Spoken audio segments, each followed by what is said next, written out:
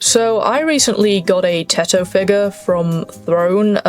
It's Good Smile Company. I've never actually had one of these before. I have a bootleg Monica from Doki Doki, and I thought maybe since I haven't uploaded for a while that I'll just make a review video, because it's been a while, hasn't it? It's been a while since I've uploaded here. First impression, the packaging is pretty standard. Lots of red and pink, very Teto, you know? You get what I mean? Obviously, you get the figure itself, multiple faceplates, hand parts, accessories for different expressions and poses.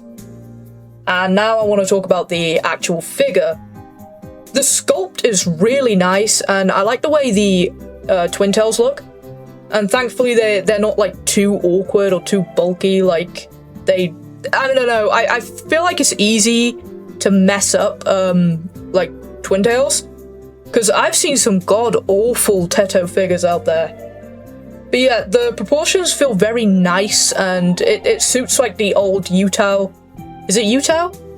I don't know. Regardless, it's very faithful to the original design of the character. One thing I really like here is the faceplates. Her expressions have a lot of personality, and, you know, it's just very nice. The accessories are fun as well, because they actually give you options for posing instead of just standing her there, like, so she looks mildly uncomfortable or something. Also, this robot. Can somebody please tell me what this robot is about? Is it like a reference to the Utau engine? And she also has the iconic baguette, which is awesome. I think that's silly. I think that's cute. It's pretty cool. Here is a spare leg. I think it's for a kicking pose, or like a pose where you have your leg back, or I don't know. Something like that. I also found a hand in there and another extra arm, which I don't know, I love the customization of this figure so much. It's so cool to me. Anyway, here is where I start playing with the figure. I'm gonna speed this up and also stop talking for a bit so you can see how badly, like, I fail playing with this thing.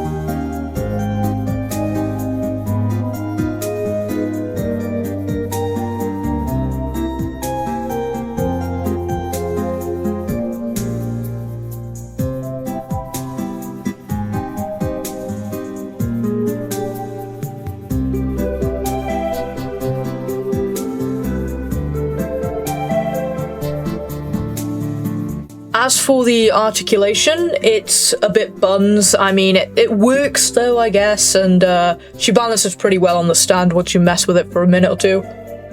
Now, no figure is perfect, obviously, and depending on your tolerance for tiny parts, some of these accessories can be a bit fiddly, and if you've owned them before, you already know the struggle, but yeah, the pricing is always a big question with these. I mean, I didn't really buy this. It was bought on, like, somebody bought it for me on Throne.